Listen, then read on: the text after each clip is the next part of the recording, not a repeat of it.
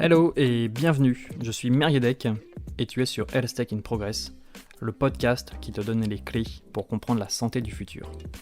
Mais qu'est-ce que ça veut dire comprendre la santé du futur ? Tu vas le découvrir dans les conversations que je te propose avec les aventuriers qui font la santé de demain. Pour les présenter, mes invités sont des entrepreneurs, des chargés de valorisation, des accompagnateurs, et ce sont eux qui explorent tous les jours les territoires inexplorés de la health tech française. À travers ce podcast, je veux donc t'inspirer, mais je veux surtout qu'après chaque épisode, tu en ressortes avec de la valeur, des informations de qualité et des conseils concrets. Dans ce 8e épisode, j'échange avec Sébastien Letellier, organisateur du plus gros hackathon santé au monde et cofondateur de la Health Factory. Son explorateur préféré, Bernard Moitessier, premier homme à faire le tour du monde à la voile, plante le décor. Sébastien aime les défis, mais surtout, il aime le voyage qui l'accompagne. Avec le Hacking Health Camp, il booste la créativité en santé et insuffle la graine de l'entrepreneuriat chez ceux qui veulent construire la health tech de demain. Mais surtout, avec toutes les rencontres qu'il a pu faire, il porte un regard éclairé sur les enjeux qui nous attendent, et j'ai donc pu lui demander son avis sur les grandes tendances en santé. Dans cet épisode, tu retrouveras donc plein de conseils pratiques, de pistes de réflexion, mais aussi d'actions concrètes pour entreprendre dans la santé et dans ce bel univers. Chaussez les crampons, prenez les piolets et partons à la découverte de ce qui fera la santé de demain.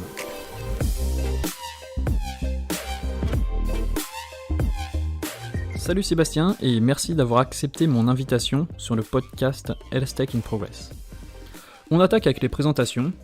Donc dans quelle ville travailles-tu et quel a été ton parcours avant de lancer la Health Factory ? Alors, bonjour à toi Meriedek, merci de m'inviter à ton podcast. Écoute, j'habite à Strasbourg, c'est pas ma ville d'origine, mais j'y suis depuis une dizaine d'années maintenant. J'ai un peu vécu dans différentes villes, notamment à l'étranger, en Tchéquie, voilà, et puis pas mal à Paris. Je suis né à Paris quand même, à la base, où j'ai eu ma première boîte. Et puis mon parcours, je suis développeur à la base. Je développe des applications dans le monde de manière générale au départ, et puis je suis arrivé dans le monde de la santé il y a près de 20 ans maintenant, avec le développement d'une application. Dans ma première boîte, ce qui était une SS2I, ce qu'on appelle SS2I, des boîtes de développeurs, on a eu une mission pour développer un logiciel de gestion du dossier patient aux urgences, qui a équipé un premier hôpital en Alsace, par hasard, même si à l'époque, moi, j'étais sur Paris, au tout début. Et c'était un de mes associés qui avait commencé cette mission, et ça a fini par devenir une boîte dans la boîte, quoi. On est devenu éditeur de logiciels, tout en restant une SS2I pendant quelques années. D'accord, donc c'était ça ta première boîte que tu évoquais ? Ouais, c'était ça. En fait, c'était une SS2I et on avait une activité dans la santé qui faisait partie de cette boîte, quoi. C'est comme ça qu'on a commencé et qu'on a touché du doigt la santé. D'accord, et qu'est-ce qui t'a motivé à devenir développeur ? Ce qui m'a motivé à devenir développeur, tu sais, moi je fais de l'informatique depuis que j'ai 10-12 ans. Mon père était architecte, a été un des premiers à utiliser l'ordinateur pour dessiner des plans. Et je me suis retrouvé à bricoler sur les machines qu'il avait achetées à l'époque, des Léanor, je sais pas, ça ne parle plus. J'avais un Apple IIe quand même, parce que je jouais à Flight Simulator et à Invaders sur l'Apple IIe. Donc j'ai commencé là-dessus, à coder 2-3 petits trucs. Puis j'ai toujours bricolé à droite à gauche sur les ordinateurs. Je bricolais les trucs, je démontais les machines de mon père quand il les changeait, tout, je les récupérais, je mettais les écrans. Puis je suis tombé là-dedans, tu vois. Et puis petit à petit, à un moment donné, on était au tout début, c'était en 93, 94, 94, où j'ai trouvé une formation pour les informaticiens. À l'époque, il n'y avait pas Epitech, il n'y avait pas toutes ces écoles d'ingénieurs en informatique. On était un peu plus forts que les profs, des fois. La plupart du temps, c'était marrant. Parce que les mecs disaient, comment vous avez fait ça ? Ça tous les jours. J'avais un pote qui faisait des trucs en 3D, c'était marrant. Et les mecs étaient séchés. Ils faisaient des trucs codés en assembleur. Je sais pas si ça te parle, mais c'était... J'ai entendu un petit peu parler avec mes amis, pareil, développeurs, mais j'y touche pas trop pour l'instant, moi. Voilà, donc c'était marrant, c'était une grande époque des débuts de l'informatique où nous, il y avait que des passionnés qui faisaient ça, quoi. D'accord. Et Qu'est-ce qui t'a fait faire la transition avec le monde de l'entrepreneuriat ensuite?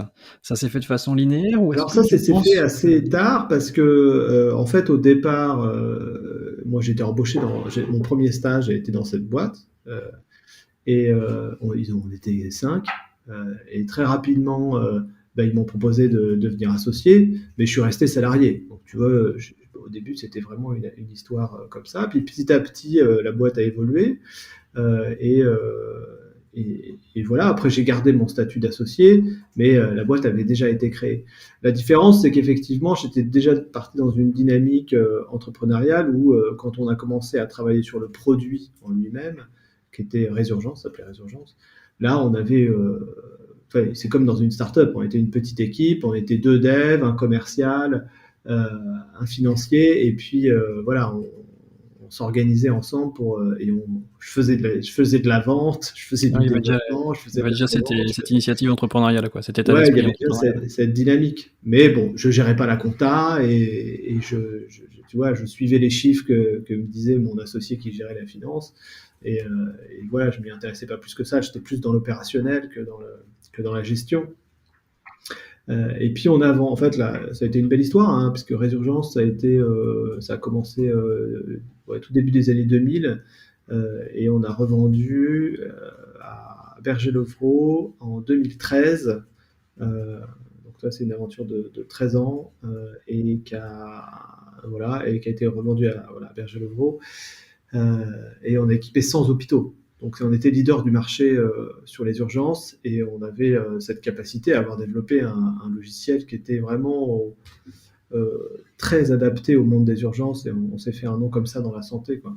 Et c'est ce qui m'a amené après à organiser des trucs et puis finalement à monter ma boîte parce qu'après on a vendu puis on s'est dit bon bah qu'est-ce qu'on fait. Et j'ai réfléchi à différentes choses et je me suis dit bah moi je vais me mettre à mon compte et je vais développer ma boîte. Comment s'est fait la transition pour lancer le plus gros hackathon santé de France?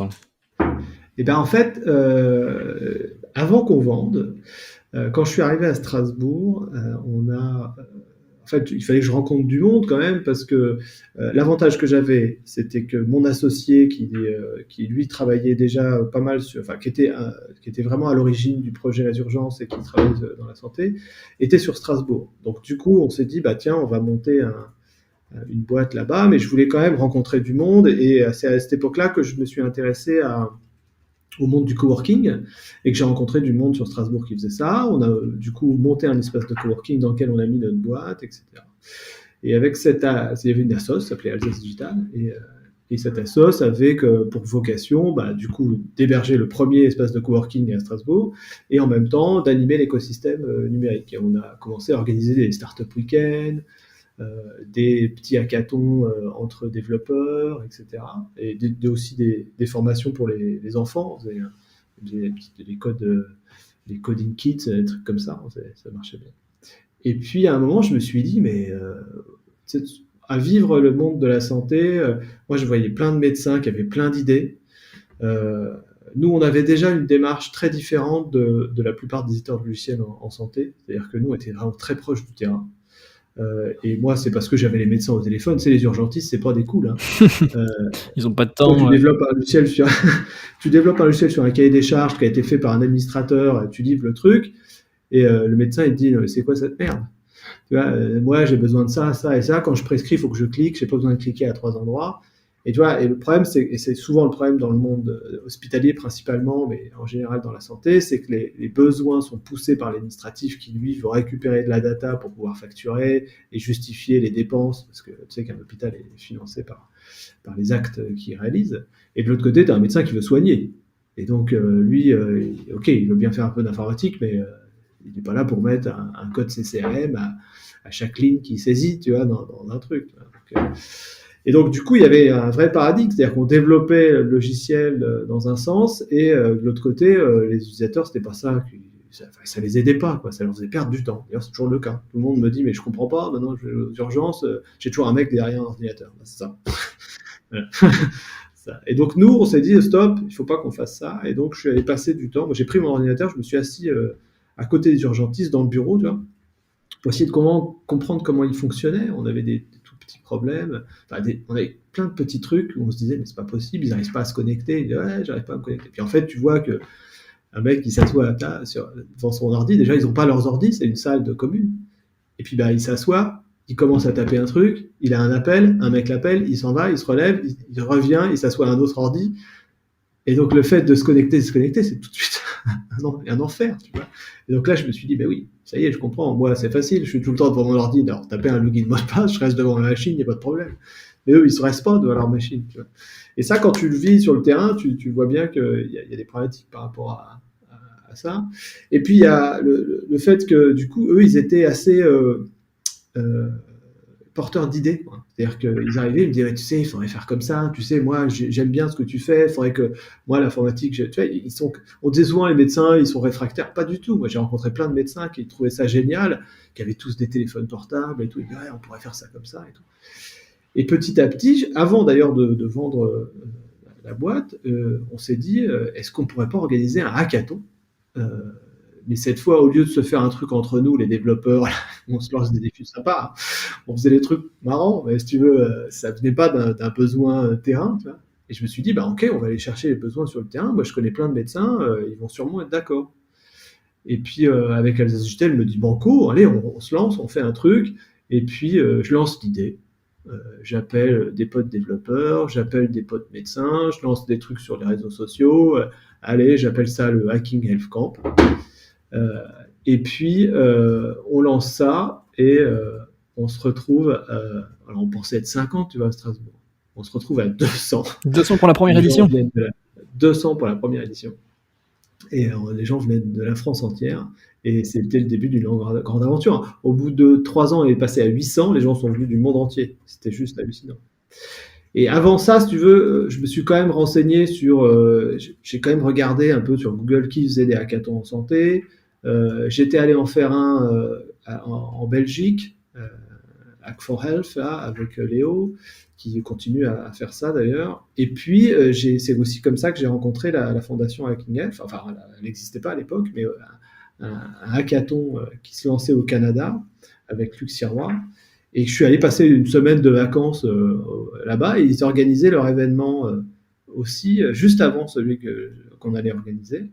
Et du coup, on s'est rencontré avec Luc, j'ai vu comment il le faisait là-bas, et on l'a fait en France, on était les premiers à le faire en France. Et puis, de fil en aiguille, si tu veux, on a monté une fondation avec Luc, qui est devenue la fondation Hacking Health, qui est basée au Canada, parce qu'il y avait plein de gens qui voulaient faire ça partout dans le monde. Tu sais, quand tout d'un coup tu fais un truc et tu te retrouves à 200, eux ils avaient eu la même chose. Donc il y avait un vrai besoin, il y avait une vraie envie de la part de plein de gens, tant des professionnels de santé que des patients, que des aidants, tout ça, de s'emparer en fait du digital pour créer leur propre avenir, quoi, leur propre futur. Et on leur donnait juste les moyens de le faire, de rencontrer les bonnes personnes de le faire, des gens comme moi, des développeurs et tout ça. Et donc ça a pris une ampleur folle, et il y en a eu plein au Canada, ça s'est déployé pas mal en France. Alors ça a eu du mal à se mettre en place à Paris pour différentes raisons, parce qu'il y a plein d'acteurs à Paris, et tout le monde veut que ce soit chez lui, et c'est le souci de collaboration, mais encore que ça aurait pu se faire, il aurait fallu une tête de pont qui D'accord, mais tienne la route. Donc la fondation, elle accompagne ceux qui veulent créer un hackathon. Ouais, c'est ça. L'idée, c'était qu'on fasse ça. Et en fait, petit à petit, le Hacking Health Camp, moi, j'avais de grandes ambitions, et c'est devenu le plus gros événement de la fondation Hacking Health, et du coup, le plus grand hackathon santé au monde, parce que, voilà, si tu regardes bien, on est les seuls à être 500 chaque année sur un hackathon payant. Les hackathons, c'est gratos, hein. Nous, c'est payant, parce qu'au départ, on était parti sur le même modèle économique que les startup week-ends. Ou dans les startup week-ends, tu payes. Et c'est important, parce que sinon, tu peux pas. Quand tu t'engages, tu es une assoce, tu vois, au début, tu sais pas le nombre de personnes que tu vas avoir, tu peux pas t'appuyer sur des gens qui vont venir gratuitement, tu sais pas s'ils viennent, il faut que tu prévois à bouffer. Enfin, bon. Ok, justement, on reviendra un petit peu après sur le business model du Hacking Health Camp. Et juste une précision, combien d'éditions vous avez réalisé avec le Hacking Health Camp, et combien d'équipes vous avez accompagné au total depuis le début de votre aventure? Alors, le Hacking Health Camp, ça existe depuis 2014. On a fait donc 8 éditions, avec celle qui vient d'avoir lieu cette année, là, en mars. On a accompagné, c'est plus de 4000 participants en tout, hein, cumulé. On a accompagné près de 190 projets.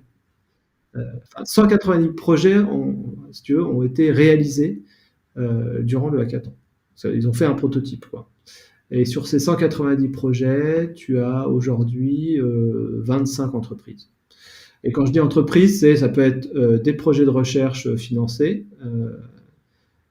comme ça peut être des startups qui ont levé des millions, quoi. Oui, bah c'est une belle réussite quand même en 8 ans. C'est un ratio à peu près classique de tout ce qui est incubateur, accélérateur, voilà, parce qu'au final, sur ces 25 projets, tous font pas un super chiffre d'affaires, mais il y en a 3 qui font aujourd'hui, qui ont fait plusieurs millions d'euros et qui font plusieurs millions de chiffre d'affaires. Donc voilà, c'est une belle histoire. Alors, nous, on n'a pas le modèle des accélérateurs, mais on ne prend pas de part dans ces trucs-là. Tu m'emmènes sur la question suivante. Comment vous sélectionnez les projets en amont pour les proposer lors des Hacking Health Camp? Alors c'est toute la spécificité de cet événement parce que ce qui fait qu'il y a plein de gens, plein d'étudiants qui ont organisé des hackathons dans tous les sens, etc.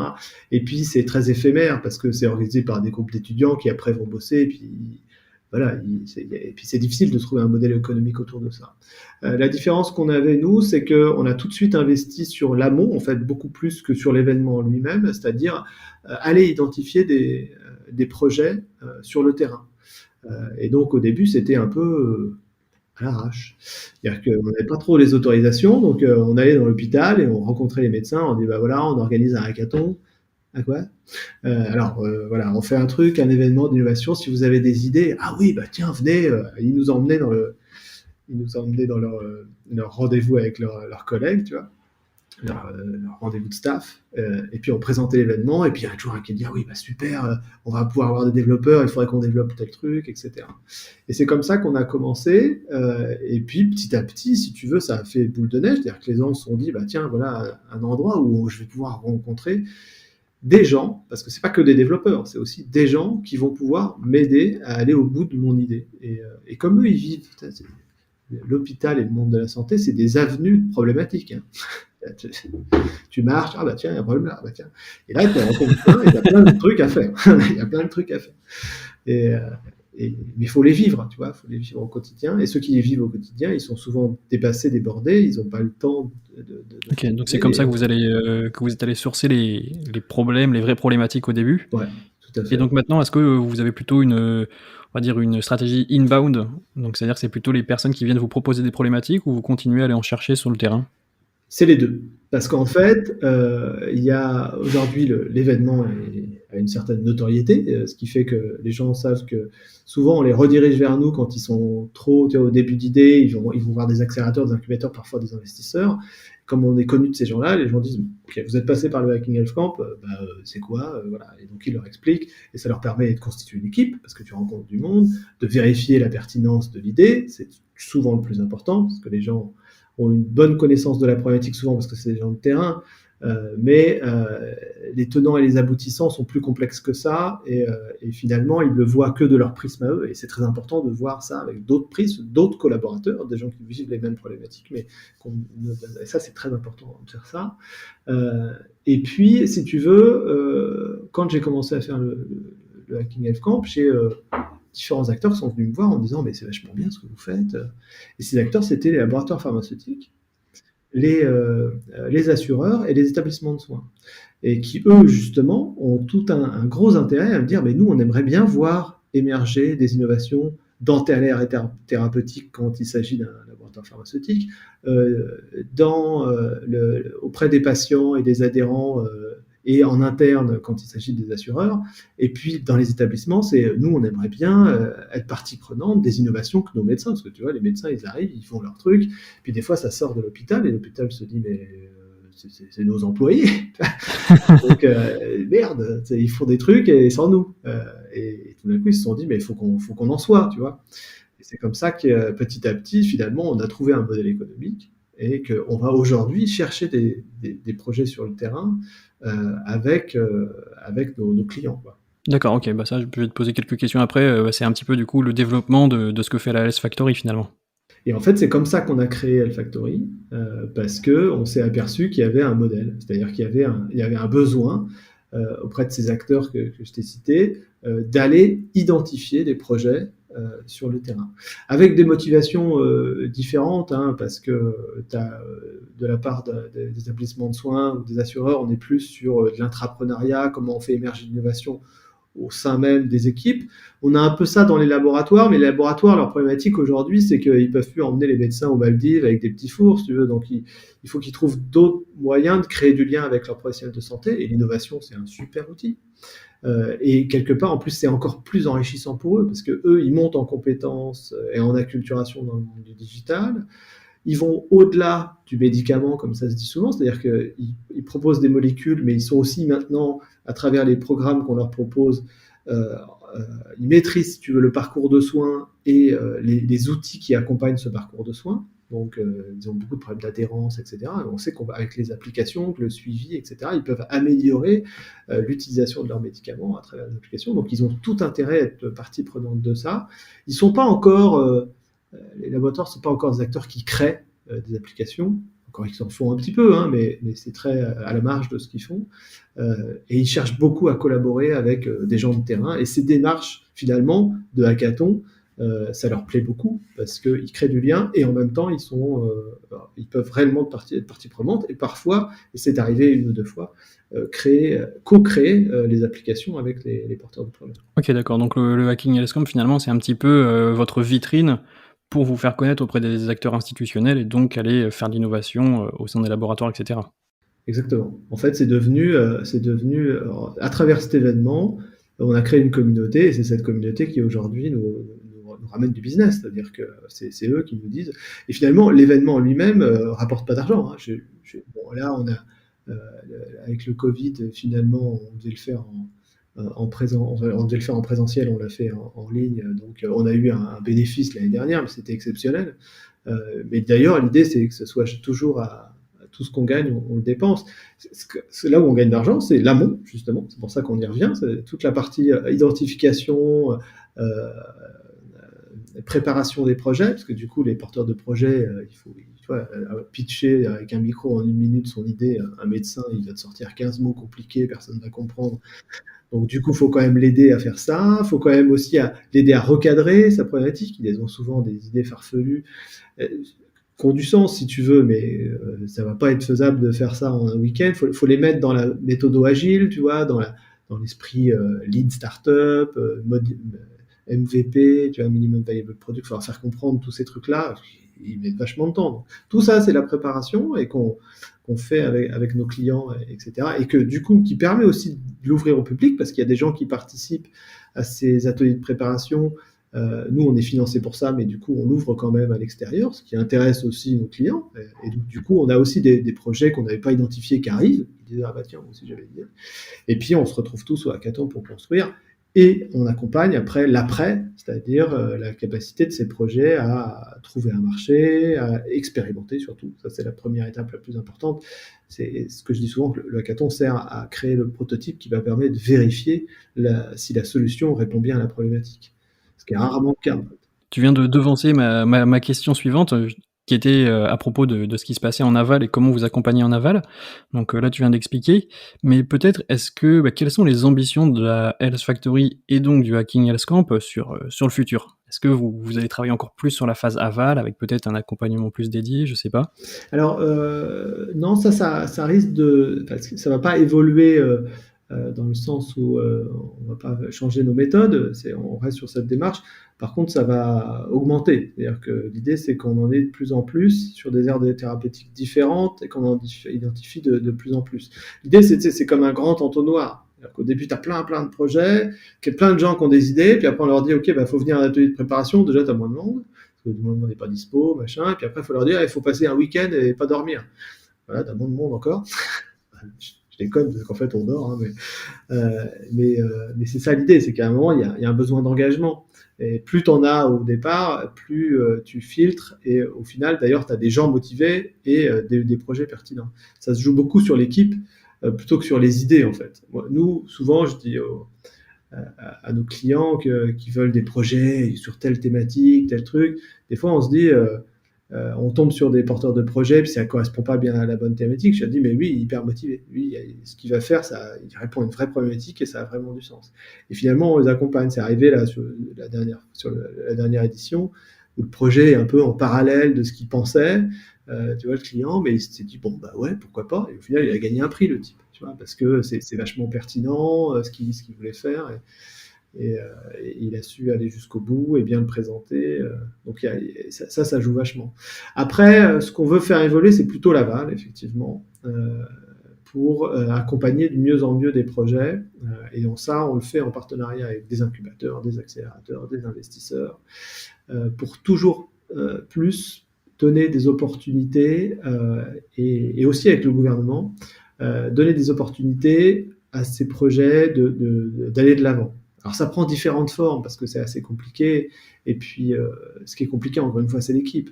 Un médecin, il passe le hackathon, il est super content. Et là, je lui dis, au fait, donc maintenant, tu vas monter une boîte. Ouais, on va monter une boîte. Donc, t'arrêtes d'être médecin. Ah bah non, je peux pas arrêter mon boulot de médecin. Bon, bah, tu vas pas monter de boîte alors. Bah si, ok, tu fais comment? Et là, se pose la question tout d'un coup, et se dit, ah ouais, tout d'un coup, il arrive le lundi en se disant, bah ok, merde, comment je fais? Et il va falloir qu'il trouve. Alors, des fois, il a rencontré un entrepreneur pendant le hackathon et ça se passe bien. Des fois, il ne l'a pas rencontré et puis bah, il va falloir qu'il le trouve. Puis des fois, il ne le trouve pas. Puis là, c'est plus compliqué. Donc, tu vois, il y a un enjeu d'équipe qui est assez fort, sur lequel, du coup, la communauté Hacking Health, de manière générale, on aide beaucoup sur ces points-là. Et puis là, on a travaillé avec le gouvernement aussi sur un projet qui s'appelle Structure 3.0, et ça, c'était l'idée qu'on a eue avec Dominique Pont, pour faire en sorte que les hôpitaux, de plus en plus, puissent prendre en charge des expérimentations innovantes avec des projets innovants. Donc là, il y avait un financement pour ça, principalement dans le médico-social pour un premier essai, mais l'idée c'est que ça se déploie partout et qu'on ait la possibilité, que les porteurs de projets aient la possibilité, en tout cas, de vérifier la pertinence de leur problématique. Puis une fois qu'ils ont ça, c'est génial, après, ça. Ils peuvent aller voir un incubateur, un accélérateur. En tout cas, l'incubateur, ils pourraient tout de suite, s'ils le font très tôt. Mais un accélérateur ou des investisseurs, c'est une fois que tu as dit, bah voilà, ça fait 6 mois qu'on expérimente, voilà, les médecins sont contents, on a tel résultat, tel indicateur, tel truc. Et puis là, tu te dis, ok, il y a peut-être des gens qui vont vouloir mettre un peu d'argent, monter une équipe, etc. Donc voilà, donc ça, on travaille beaucoup sur ces aspects-là, pour faire en sorte que on ait de plus en plus d'outils et de partenaires qui vont aider les projets à aller plus loin. Je pensais pas que ça allait aussi loin, mais c'est vrai que les perspectives, elles sont assez énormes. Et d'ailleurs, est-ce que tu peux nous dire peut-être un petit mot sur l'édition 2022? Est-ce qu'il va y aura des différences? Quelles vont être les caractéristiques de l'édition 2022 du Hacking Health Camp? Alors, les 2 dernières éditions ont subi, je dirais subi, c'est pas le bon mot, parce que on était déjà préparé à faire l'événement en ligne, puisqu'on avait commencé déjà en 2019 à transformer à mettre l'événement en live. Donc on avait toute une équipe vidéo qui nous faisait un live en continu. On faisait une émission télé pendant l'événement, etc. On trouvait ça sympa. Et finalement, le Covid là est arrivé et on a dû le faire entièrement en ligne avec plus personne en présentiel. Mais on y était assez près, donc c'est pour ça que ça s'est bien passé. Et ce qu'on veut du coup, c'est garder ce format qui était très très sympa, avec des interviews tout le long de l'événement. Et avec tous les partenaires, etc., qui donne une visibilité extérieure à l'événement, tout en étant un événement physique avec des gens présents. Donc, on va avoir tu sais, le Hacking Health Camp, c'est 2 parties, c'est des conférences en amont et puis le hackathon sur le week-end. Donc, les conférences, c'est le vendredi. Et donc, on va garder les conférences, bien sûr, en présentiel, mais on voulait avoir une salle plus grande. Et là, on se dit, en fait, finalement, on va pas avoir une salle plus grande. On va garder la même salle et on va continuer comme on avait fait depuis 3 ou 4 ans maintenant, à le faire en live et à l'organiser en live. C'est-à-dire, comme une émission télé. C'est-à-dire qu'on va rester dans le mode émission télé, et puis cette émission télé, elle va durer tout le long. Ça va être un peu comme le Téléthon, tu vois. Tu as une grande scène, une émission avec des gens qui viennent, etc. Et en même temps, tu as une activité physique qui se passe un peu partout. Alors là, ce sera pas un peu partout. Dans le Téléthon, c'est un peu partout, mais c'est un peu Mais c'est le même genre de plateau, tu vois, tu as une grande scène, tu as un petit plateau où on va faire les interviews, et puis on va avoir les scènes pour les conférences en plein air, et puis on va pouvoir aller prendre le micro, déporter, et puis on va aller voir les personnes qui travaillent pendant le hackathon, etc. Donc ça va prendre plus ce format-là. Ça, c'est pour l'année prochaine. Et puis après, on a l'ambition d'aller plus loin, qui est un rêve que j'avais, c'est-à-dire transformer le hackathon en ce que j'appelais le Healthland. Donc tu vois Disneyland, bon, bah, c'est la même chose, mais dédié à la santé numérique. Donc l'idée, c'est que tu arrives dans un environnement carton-pâte, tu vois, fini les salons avec les costards cravates et les cartes d'identité, les cartes de visite. L'idée, c'est que tu rentres là-dedans, tu te mets un brassard, je suis diabétique, un brassard, je me suis cassé le bras, et tu fais un parcours de soins dans ce carton-pâte. Et en fait, dans chaque étape, tu vas rencontrer des acteurs du numérique et physique, de medical device et tout ça, qui vont s'être mis tout au long du parcours de soins, et tu vas vivre le parcours de soins comme un patient, et tu vas pouvoir challenger en fait les différentes. Alors, ça peut être soit des innovations, soit des applications existantes, mais elles vont se coordonner les unes aux autres pour pouvoir réaliser comme dans un vrai Living Lab, mais c'est un Living Lab éphémère qui dure le temps d'un week-end pour montrer avec, comme un escape game, comment fonctionne l'ensemble des applications entre elles et avec toi, avec les patients. Donc ce serait gratuit pour les associations de patients et potentiellement le public, et puis payant pour les professionnels, etc. Et l'idée, c'est que, à la différence d'un salon, c'est que tu fais ça sous forme de gaming, quoi. Tu vis le truc. Oui, mais complètement. Bah, l'intérêt, il est frappant parce que tu mets déjà en relation les patients avec les professionnels, donc tu rapproches un peu les deux mondes. Donc rien que ça, c'est déjà vraiment bien.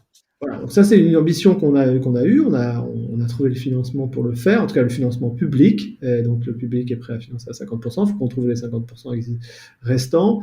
Donc ça, c'était une part déjà importante. Et puis la deuxième complexité, c'est la volonté des acteurs qui vont être dans le parcours de soins à se préparer à être dans ce parcours. Et donc, en fait, tout d'un coup, on va mettre en un week-end, demander à répondre aux plus grosses problématiques de santé en France, qui est l'interopérabilité, donc la capacité des gens à communiquer entre eux, à gérer des parcours de soins complexes.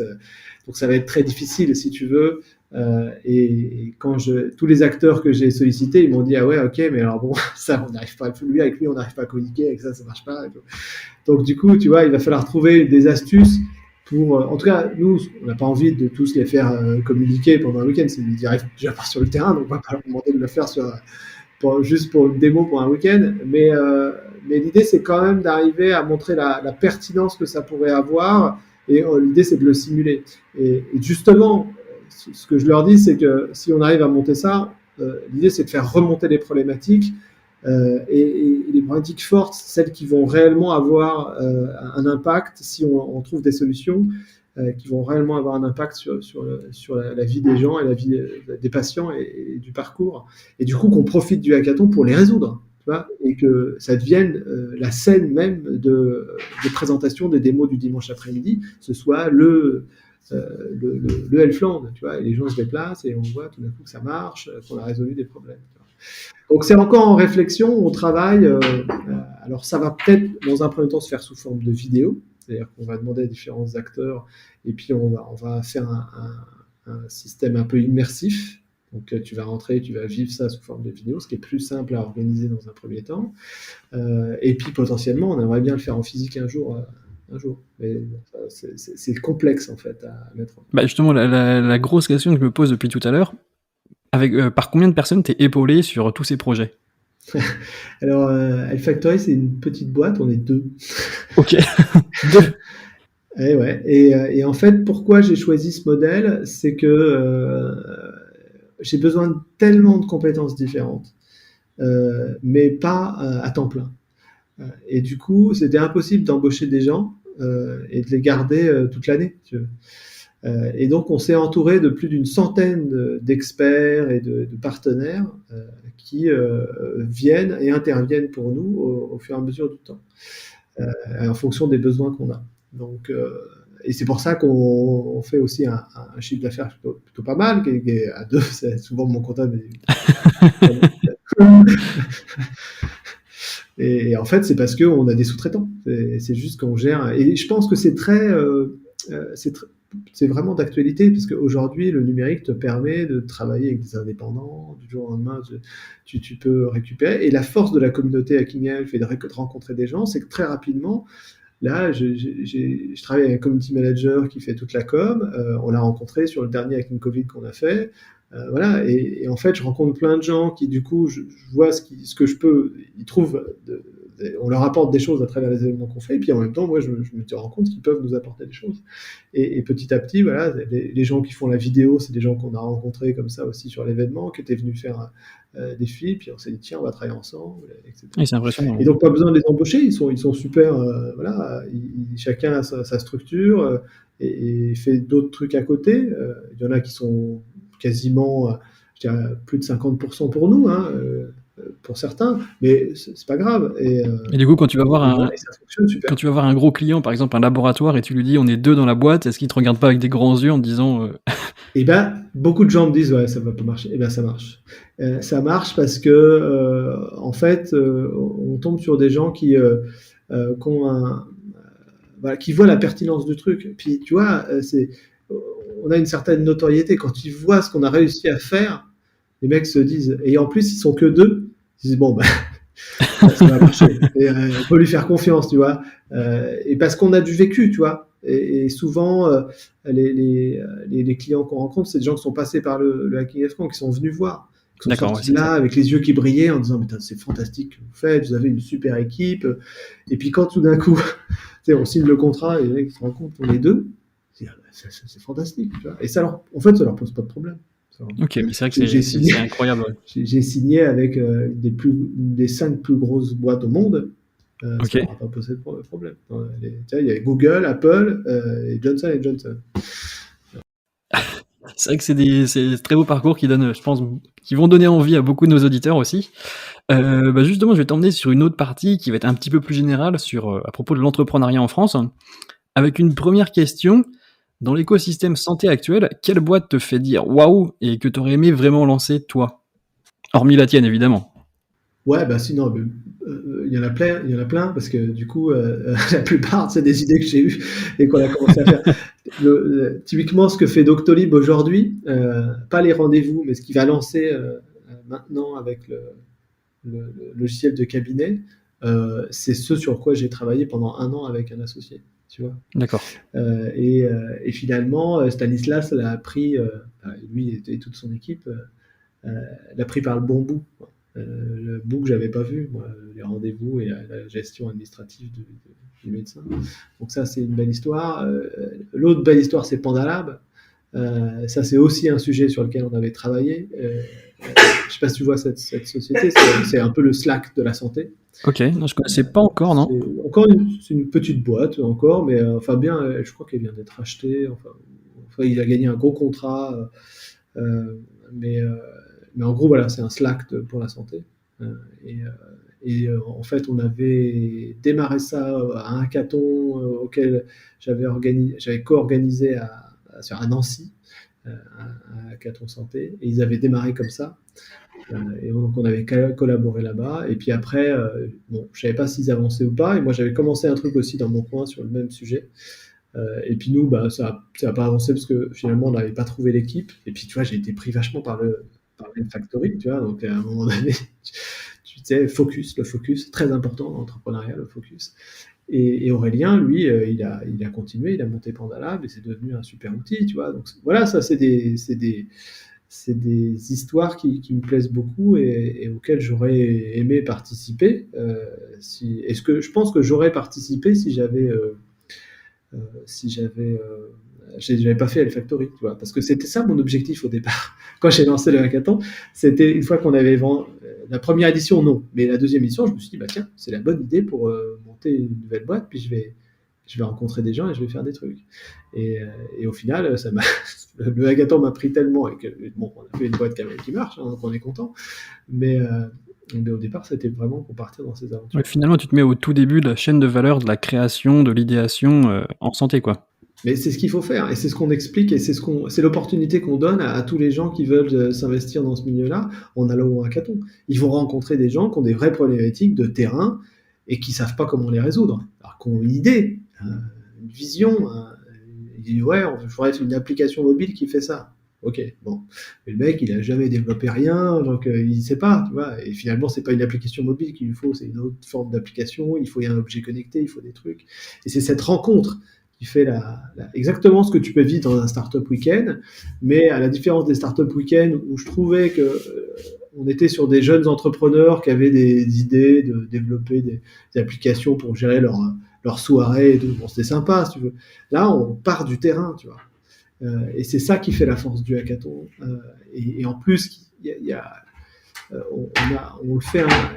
L'événement a été décliné aussi dans le monde de l'industrie. Ça marche moins fort parce que du coup, ça demande plus. On se dit, ok, mais pour qui je bosse là? Oui, c'est plus sectoriel, ouais. Tu vois, c'est plus sectoriel. Alors que la santé, ça touche tout le monde. Et quelque part, rien qu'en venant au hackathon, en passant un week-end, tu sais que tu as servi à quelque chose. Et ça a aussi un enjeu de santé publique, de communautaire, qui est fort. Donc c'est ça qui nous tracte. Dans ta vision, tu viens d'évoquer le terme... dans ta vision, excuse-moi, j'ai fait un lapsus. Dans ta réponse, tu as évoqué le terme vision. Et quelle est ta vision pour le futur de la santé demain en France? Alors, moi, je crois que c'est vrai que j'ai toujours cru au digital, et je pense que le digital a son rôle à jouer. Il faut voir qu'il est quand même très présent déjà dans la santé. D'ailleurs, c'est pour ça qu'on a des problèmes. C'est parce que comme les hôpitaux ont été informatisés très tôt, etc., ils se retrouvent avec des vieilles applications pourries et qu'ils n'arrivent pas à les faire évoluer parce que les choix techniques qui ont été faits et les problématiques décisionnelles et administratives qu'il y a en tout cas dans l'hôpital public, mais pas que, parce que je le vois que c'est pareil dans le privé, crée un existant lourd et qui est difficile à faire évoluer. Mais ouais, c'est vraiment ça qui nous bloque, et c'est pas, je veux dire, les Américains, c'est pareil. C'est pas mieux. On se dit, ouais, les Américains sont... Non, tu vas dans un hôpital américain, c'est pire qu'en France. C'est hyper mal géré, enfin, l'application elle est pourrie. Bon, parce que c'est des gros éditeurs qui étaient présents il y a très longtemps et qui, du coup, bénéficient pas de l'agilité qu'on a aujourd'hui avec les nouvelles techno. Et combien de temps ça va prendre pour supplanter pour changer cette lourdeur peut-être? J'ai créé le hackathon pour ce qui est ce changement.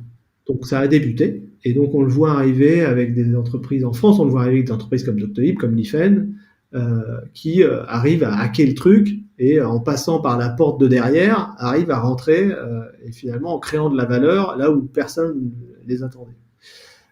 Donc ça, on voit que là, il y a un curseur qui bouge. Mais ça reste encore très lent, et il va falloir entre 10 et 20 ans pour commencer réellement à avoir enfin un médecin aux urgences qui s'occupe de toi, au lieu d'être derrière son ordi. Donc tu considères que c'est une vision pessimiste ou optimiste? Ouais, c'est plutôt 20 ans c'est pessimiste, 10 ans c'est optimiste. Voilà. On peut le voir comme ça. Mais parce que c'est tellement lourd et tellement compliqué que ça va prendre. Et ce que disait le patron de Kaiser Permanente, qui est la plus grosse assureur aux États-Unis, assureur santé, qui a un ensemble d'établissements de santé, il a dit, si je devais repartir à zéro, je ferais comme Tesla. Je commencerais par un ordinateur. Et je construirais l'hôpital autour de l'ordinateur. Il faut savoir qu'un hôpital et un système de santé, même en général, c'est les systèmes les plus complexes qu'il y a. Il n'y a pas plus complexe. Même la finance, c'est plus simple. Enfin, plus simple, c'est moins complexe. Et c'est vraiment, il y a des éléments dans tous les sens. Quoi. Tu gères de la bouffe, tu gères du linge, tu gères des machines qui valent des millions, donc des problèmes de sécurité, de responsabilité. Enfin, c'est extrêmement lourd. Est-ce que tu observes, là c'est peut-être une question un peu candide, mais est-ce que tu observes un changement dans ce sens-là? Parce que je sais qu'il y a des centres hospitaliers qui se construisent un petit peu à droite à gauche en France. Je pense notamment à Nantes, parce que je suis de Nantes, donc ça se construit. Est-ce qu'il y a des décisions politiques qui réfléchissent l'hôpital autour d'un ordinateur, où ils sont encore en train de faire un peu les mêmes erreurs que dans le passé? Ils vont faire les mêmes erreurs, parce que du coup, non, je te le dis clairement, non. Il n'y en a qu'un seul qui a réussi à penser ça correctement et qui n'a pas encore abouti, c'est Forward, c'est un ancien de Google qui a monté ça à San Francisco et qui a fait exactement ça. Et bon, et je ne sais pas où il en est, c'est le début. Voilà, il y a une clinique à San Francisco qui s'appelle Forward et dans lequel tu es entièrement basé sur le numérique et qui se développe autour de ça. Non, non, aujourd'hui, c'est pas du tout le cas. Je veux dire, le nouvel hôpital de Nantes, architecturalement, c'est peut-être très sympa, c'est peut-être bien pensé en termes organisationnels, mais en termes numériques, on en est très très loin. C'est pas pensé comme ça en tout cas. Et c'est une grosse erreur. Mais parce qu'aujourd'hui, la technologie n'est pas encore là. C'est tellement compliqué d'accéder au marché.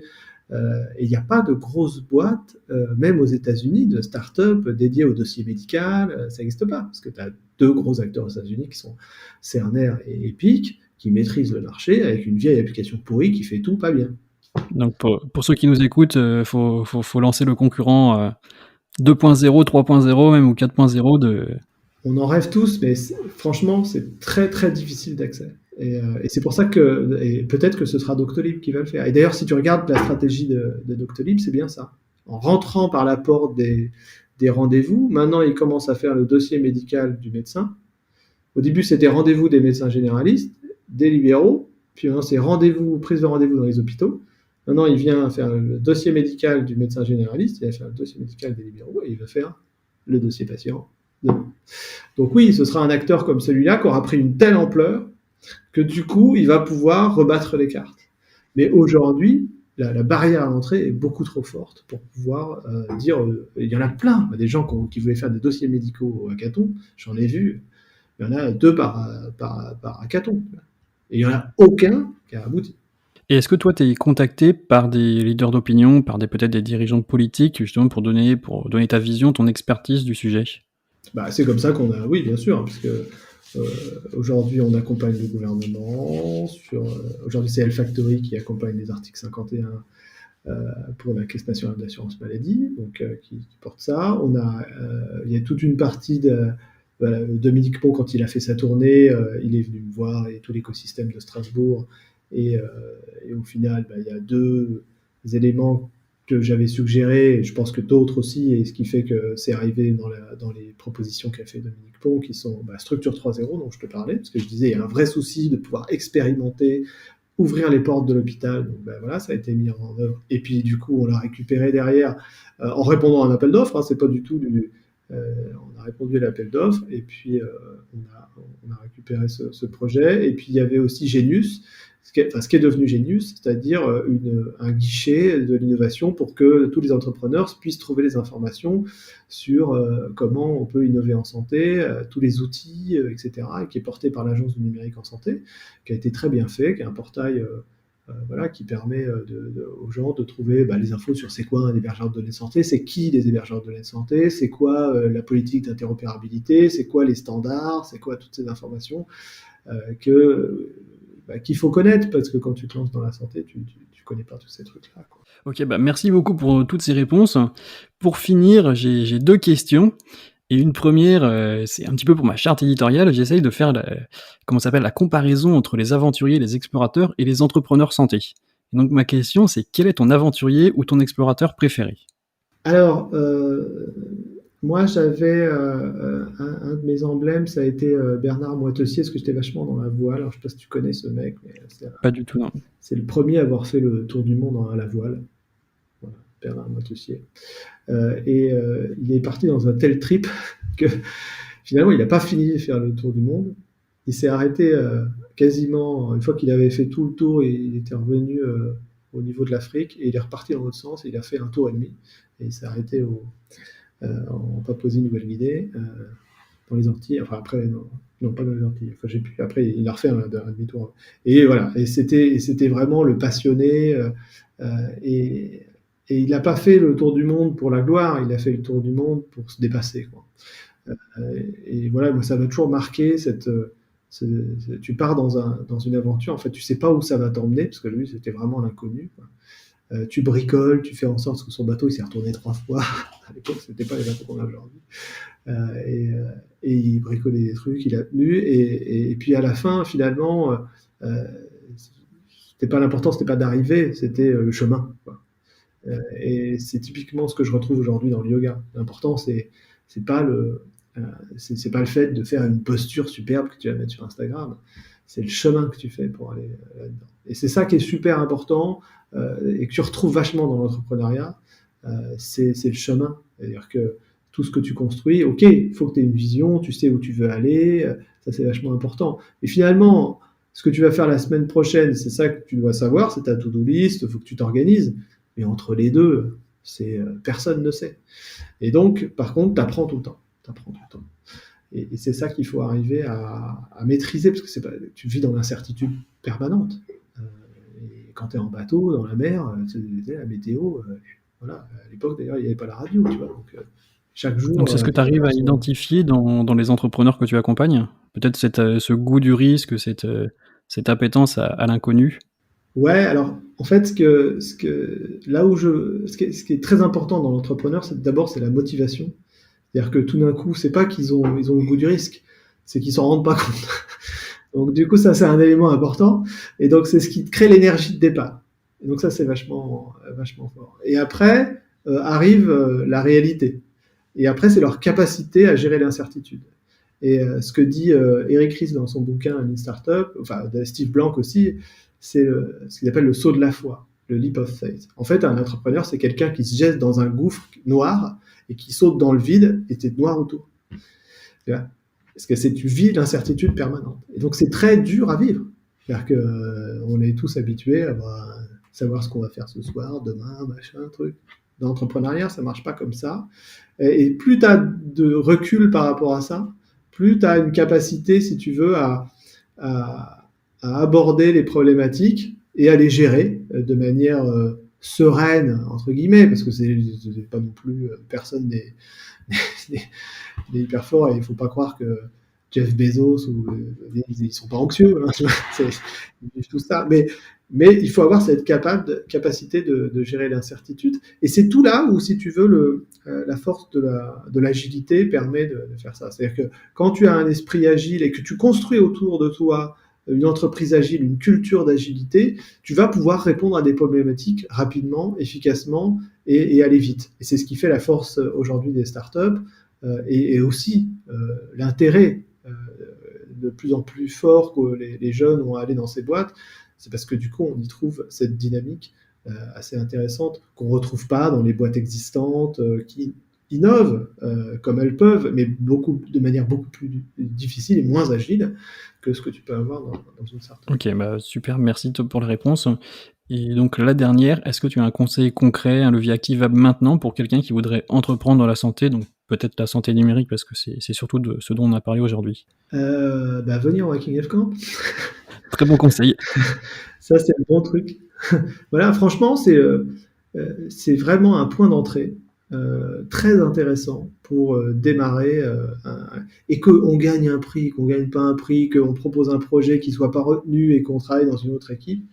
100%, je dis bien 100% des gens qui sont venus au Hacking F Camp sont sortis de là en disant j'ai appris quelque chose, c'est hyper important. Et le meilleur résultat que j'ai eu dans l'événement, c'est pas les 20 startups qui ont réussi, ceux qui ont levé des millions. C'est qu'à chaque événement, j'ai un mec qui m'écrit et qui me dit cet événement a changé ma vie, je vais changer de boulot. Tu vois, et c'est ça en fait le truc qu'on voulait vraiment faire naître. Parce qu'à un moment donné, tu rencontres des gens, tu te rends compte plein de problématiques, tu vois qu'il y a des choses à faire et tu vois que c'est possible. Et ce qu'on dit, le problème dans la santé, c'est que si tu te lances tout seul, tout le monde va dire ah bah oui, ça c'est compliqué. Ah ouais, ça va être difficile. Et en fait, ce que nous on apporte, c'est de dire oui, c'est possible là où tout le monde t'aurait dit non, mais c'est pas possible.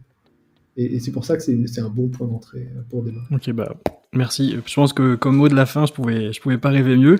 Donc il me reste plus qu'à te remercier d'avoir participé à cet échange et au plaisir de suivre l'actualité du Hacking LS Camp. Évidemment, je mettrai le lien en description et de la LS Factory aussi. Écoute, merci. Ouais, prochain rendez-vous mars 2022. J'ai pas encore la date exacte, et j'espère que ce sera en présentiel. Voilà, c'est la fin de ce 8e épisode de Health Tech in Progress. J'espère qu'il t'aura plu. Tu retrouveras toutes les notes de cet épisode en description. N'hésite pas à t'abonner à l'actualité du podcast sur LinkedIn ou directement via mon LinkedIn personnel, Meriadec Guignard. Tu pourras me dire ce que tu penses du podcast et ce que je peux améliorer. Bienvenue dans le monde de l'entrepreneuriat santé et à la semaine prochaine pour continuer notre exploration.